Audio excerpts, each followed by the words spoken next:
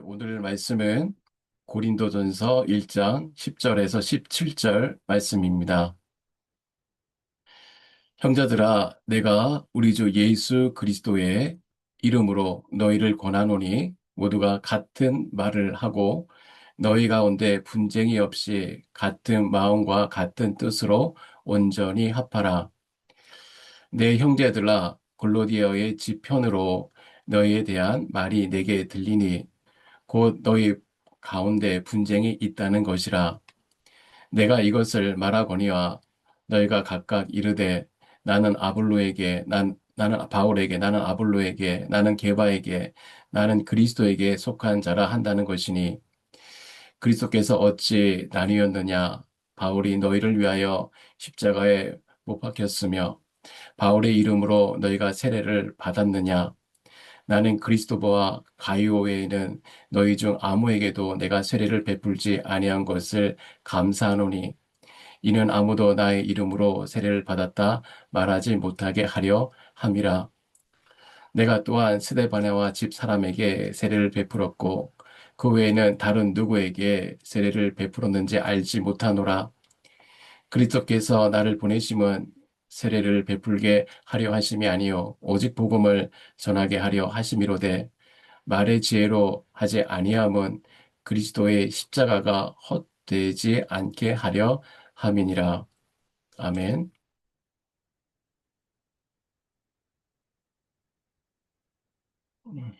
제가 오늘 수필집에서 재밌는 이야기를 읽었습니다. 우리가 매일 두드리는 컴퓨터, 키보드가 밤마다 살아 움직인다고 상상을 한번 해봅시다. 모두가 퇴근한 사무실, 적막한 분위기를 깨고 키보드 위에서 반상회가 열립니다. 그런데 분위기가 심상치 않아요. 서로 자기가 제일 중요하다고 목소리를 높이기 시작합니다. 먼저 오른쪽에 있던 뚱뚱한 엔터키가 거만하게 소리칩니다. 너희들 아무리 떠들어봐도 소용이 없어. 결국 내가 꽝 하고 눌러줘야 결제가 올라가고 메시지가 전송된다는 거지. 내가 마침표고 내가 결정권자니까 나한테 다 잘 보여. 그러자 맨 아래 길쭉하게 누워있던 스페이스바가 콧 웃음을 칩니다. 참나 웃기고 있네. 내가 없으면 글자들이 숨이나 쉴 수 있을 것 같아. 내가 제일 크고 내가 제일 많이 눌려. 내가 이 키보드 구역의 핵심 중심이라고. 그러니 옆에서 들고 있던 컨트롤 키, 알타 키가 끼어듭니다. 너희들이 너무 단순, 무식해. 우리처럼 복잡한 기능을 쓸 줄 모르잖아. 우리는 고급 인력이지. 우리가 없으면 복사하지도 못하잖아. 아, 참 우스꽝스러운 이야기입니다. 그런데 오늘 우리가 만나는 고린도 교회가 바로 이 자판들의 반란을 일으킨 고장난 키보드와 똑같습니다. 그들이 지금 이 글을 쓰시는 작가이신 예수님은 쳐다보지도 않고 서로 자기 주장만 하고 있는 것이죠. 나는 바울, 엔터키가 좋아. 화끈하다고. 아니야, 나는 아볼로 스페이스가 좋아. 마음이 넓게 생겼잖아.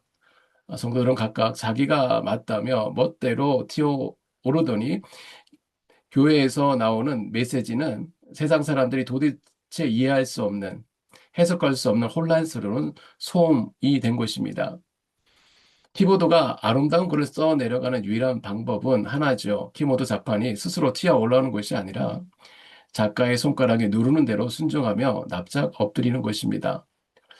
오늘 주님은 오류가 난 인생에게 이렇게 말씀하세요. 내 고집의 자판을 누르지 말고 오직 작가이신 예수 그리스도의 손길에 너를 맡겨라. 오늘 주신 고린도전서 1장 10절에서 17절 말씀을 통해 내 인생과 교회가 하나님이 가장 기뻐하는 회복의 원리를 살펴보고 함께 나누겠습니다. 첫째, 찢어진 몸을 기우려면 사람의 이름을 지우고 예수의 뜻을 앞세워야 합니다. 우리가 살면서 가장 마음 아픈 순간 중 하나는 소중한 것이 찢어질 때가 그렇습니다. 아끼던 옷이 찢어지는 것도 속상한데 하물며 가족의 마음이 찢어지고 내가 사랑하는 교회가 갈라서는 것을 보면 얼마나 큰 고통이겠습니까? 오늘 보면 10절에서 바울은 간곡하게 부탁합니다. 너희가 온전히 합하라. 여기서 하파라는 말, 헬라어 원어를 보면 어부들이 찢어진 그물을 기쁠 때 쓰는 단어입니다. 그물이 찢어지면 고기를 잡을 수 없지요. 기능을 잃어버립니다. 지금 바울은 그리스도의 몸인 교회가 갈기갈기 찢어졌으니 원래의 모습으로 복구해야 한다고 호소하고 있는 것이에요. 도대체 왜 고린도 교회는 어, 왜 그렇게 찢어졌을까요? 그 이유는 예수님의 이름이 있어야 할 자리에 사람의 이름을 넣었기 때문입니다. 12절을 보십시오. 그들은 모이기만 하면 이렇게 외쳤어요. 나는 바울파다. 나는 아볼로파다. 나는 베드로파다. 이것은 그저 내가 줄을 선 리더가 힘이 더 세다. 내가 더 원조다라고 주장하는 것이죠. 이 상황이 얼마나 주객이 전도된 건지 한번 예화를 들어보겠습니다. 어떤 아버지가 있습니다. 이 아버지가 너무 사랑하는 아들을 위해 세상에서 가장 아름다운 집을 지어주기로 결심합니다. 그래서 당대 최고의 천재 건축가인 아우디를 불렀습니다. 가우디가 와서 정말 입이 떡 벌어질 만한 멋진 집을 지어줬어요. 그러자 아들이 너무 신나서 동네방네 자랑을 하고 다닙니다. 와, 가우디가 우리 집에 왔어. 나는 가우디랑 사진도 찍었어. 나는 가우디파야. 그런데 여러분 한번 생각해 봅시다. 여기서 가장 중요하고 대단한 존재는 누구입니까? 집을 지은 건축가 가우디입니까? 아니면 그 집에 살게 될 아들입니까?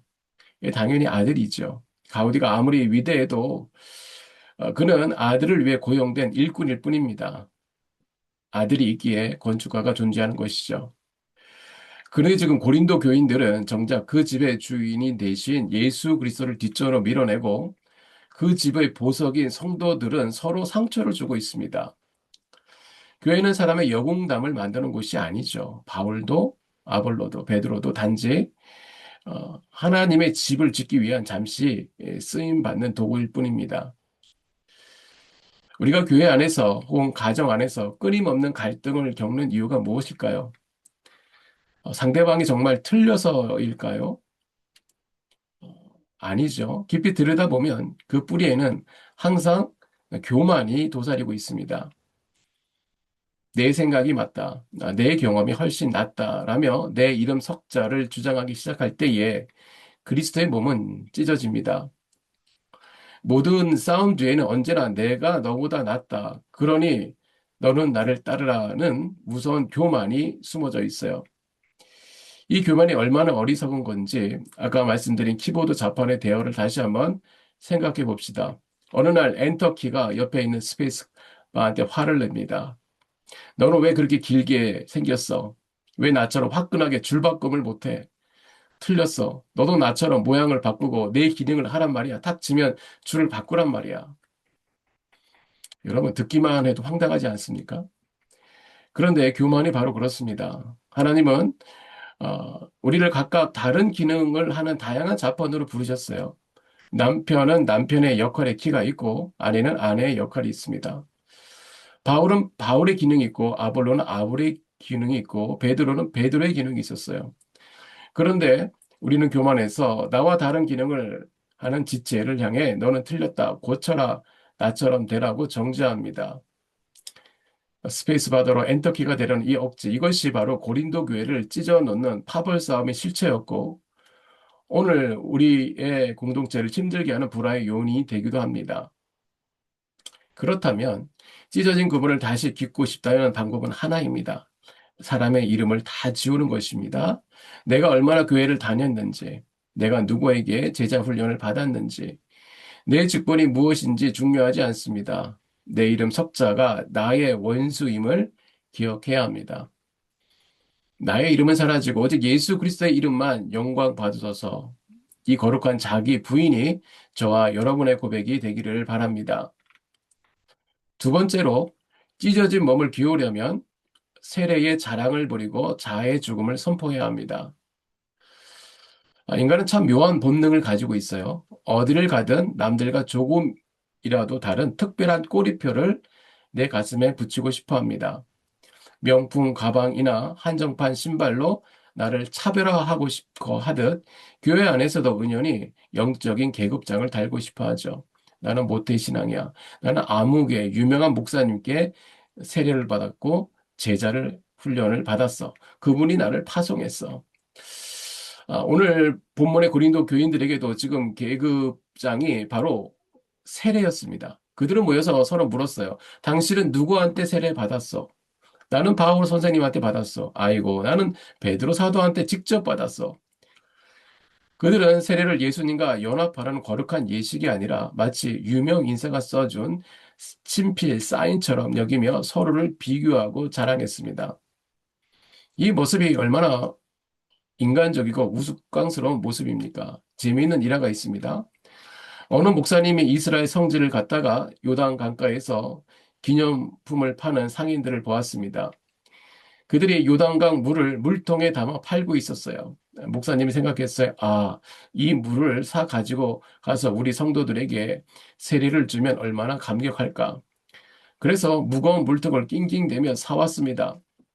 처음에는 성도들이 정말 좋아했어요. 와, 예수님이 세례 받으신 요단강 물이라니. 그런데 얼마 지나지 않아 교회에 이상한 기류가 생겼습니다. 성도들이 둘로 나뉜 것이에요. 나는 요단강 물파, 너는 수돗 물파. 이것이 우리의 솔직한 민낯 아닙니까? 본질은 사라지고 껍데기만 남으면 인간은 물 한 방울, 사람 이름 하나를 가지고도 내가 더 낫다라며 편을 가릅니다. 오늘 보면 13절에 바울은 이런 우리에게 찬물을 끼얹듯 질문합니다. 바울이 너희를 위하여 십자가에 못 박혔느냐? 바울은 심지어 내가 너희 중 몇 사람 외에는 세례를 안 준 것을 하나님께 감사한다라고 말합니다. 혹시라도 내 이름이 너희들의 자랑거리가 되어 예수님의 자리를 빼앗을까봐 스스로 잊혀지기를 선택한 것입니다. 그렇습니다. 세례는 훈장이 아닙니다. 세례는 장례식이죠. 세례를 받을 때 물속 깊이 잠기는 것은 나의 옛자가 죽어서 장사 지냈다는 그 선포하는 것입니다. 물에서 나올 때 이제 나는 죽고 내 안에 예수만 삽니다라고 고백하는 것이죠. 생각해 보십시오. 죽은 사람은 말이 없습니다. 죽은 사람은 자존심이 상한다고 화를 내지도 않죠. 죽은 사람은 누가 나를 알아주지 않는다고 섭섭해하지도 않습니다. 교회와 가정이 시끄럽다면 그 이유는 세례는 받았는데 여전히 시퍼렇게 내가 살아있기 때문입니다. 내가 죽지 않아서 섭섭하고 내가 죽지 않아서 내 주장이 옳다고 소리 지르는 것이죠. 그러므로 찢어진 관계를 다시 깃고 싶으면 세례의 본질인 죽음의 자리로 내려가야 합니다. 주님, 저는 십자가에서 죽었습니다. 제 자존심, 제 고집 이미 다 장사 지냈습니다. 이 고백이 터져 나올 때에 우리 안에 분쟁은 멈추고 예수 그리스도의 생명만이 우리 공동체를 다시 하나로 묶어 주실 것입니다. 내가 죽어 예수가 사는 참된 세례의 능력을 회복하는 저와 여러분 되시기를 바랍니다. 마지막으로 찢어진 몸을 기우려면 말의 지혜를 돕고 십자가의 능력만 나타나야 합니다. 우리가 가정이나 교회에서 갈등을 겪을 때 나를 방어하기 위해 본능적으로 꺼내드는 무기가 뭡니까? 바로 말입니다. 우리는 내 생각이 얼마나 논리적인지, 내가 얼마나 똑똑하고 상대방이 얼마나 틀렸는지를 증명하기 위해 현란한 말의 지혜를 쏟아냅니다. 하지만 여러분 경험해 보셔서 아실 것입니다. 말싸움에서 논리를 상대로 이기면 속은 시원할지 몰라도 관계는 반드시 집니다. 루저가 되죠. 오늘 보면 17절에서 바울은 아주 비장한 각오를 가지고 말합니다.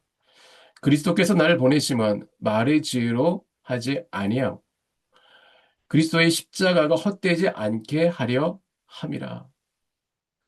바울은 당대 최고의 지성인이었어요. 그런 화려한 언변을 십자가 뒤로 감추었습니다. 왜냐하면 사람이 드러나고 말이 앞서면 십자가의 능력은 헛것이 되어버리기 때문입니다.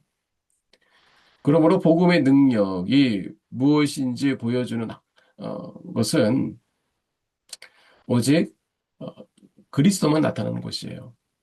11세기에 넌지우스라는 수도사가 있었습니다. 전설에 의하면 그가 얼마나 경건했는지 하루는 하나님이 천사를 보내 말씀하셨어요. 내가 손을 얹으면 병자가 낫게 해주겠다. 보통 사람 같으면 아이고 감사합니다. 이제 제가 유명해지겠군요. 했을 텐데 그는 거절합니다. 주님, 제가 고치면 사람들이 저를 칭송할 테니 저는 싫습니다. 하나님이 다시 제안합니다. 그렇다면 내가 지나갈 때에 내 그림자가 닿는 사람이 낫게 하겠다. 단 너는 뒤를 돌아보지 않아 그 사실을 모르게 해주겠다. 그래서 그는 평생 자신의 그림자가 사람을 살리는 줄 모른 채 오직 예수님만 바라보고 걸었다고 합니다. 이것이 능력입니다. 내가 드러나지 않을 때 내 그림자, 십자가의 은혜가 사람을 살리는 것입니다. 1968년 체코슬로바키아의 한 교회 이야기입니다. 이 교회의 장로님이 여러 분 계셨는데 서로 파벌을 나누어서 싸우기로 소문난 그런 교회였어요. 그런데 어느 날 하나님의 은혜로 이들이 눈물로 회개하고 화해됐습니다. 얼마 후 공산당 정권이 들어서서 교회를 탄압하려고 이 장로들을 잡아 독방에 가두었습니다. 그리고 비밀 경찰이 이간질을 시작했어요. 옆방에 있는 김 장로가 내 욕을 하더라. 너 때문에 교회가 망한다고 하던데? 그때 이 장로 말이 뭐라고 했을 것 같아요. 예전에 같으면 그 사람이 그래요. 내가 그럴 줄 알았어요. 하고 싸웠을 것입니다. 하지만 그들은 이렇게 대답했습니다. 아니요. 그 장로님 그럴 리가 없습니다. 설마 그렇게 말았다고 할지라도 저는 그분을 용서합니다. 저는 그분을 사랑합니다. 나중에 비밀 경찰이 홧김에 이들을 한 자리에 모아놓았습니다. 서로 싸우라고 말입니다. 그런데 그들은 서로를 보자마자 끌어안고 눈물로 기도했습니다. 그 모습을 본 서설프런 비밀 경찰이 충격을 받고 그 자리에서 무릎을 꿇었다고 합니다. 도대체 당신들이 믿는 예수가 누구길래 이럴 수 있습니까? 세상은 말 잘하는 사람을 이기지 못하는 것이 아닙니다. 세상은 자기를 부인하고 십자가 뒤로 숨는 사람을 감당하지 못합니다. 그리스도의 몸을 찢지 않고 온전히 기우는 바늘은 나의 똑똑한 말이 아니라 바보 같은 십자가 사랑입니다. 오늘 우리 입술에 있는 나를 변호하는 말, 남을 심판하는 말의 지혜를 어, 덮읍시다. 그리고 오직 예수 그리스도의 십자가만 드러나기를 바랍니다. 그때 저와 여러분을 통해 찢어진 가정과 교회가 기적처럼 하나 되는 역사가 일어날 줄 믿습니다. 말씀의 결론입니다. 오늘 우리는 고린도 교회의 아픈 민낯을 통해 내 안에 찢어진 관계와 그물을 어떻게 다시 기워야 할지 말씀을 통해 살펴보았습니다.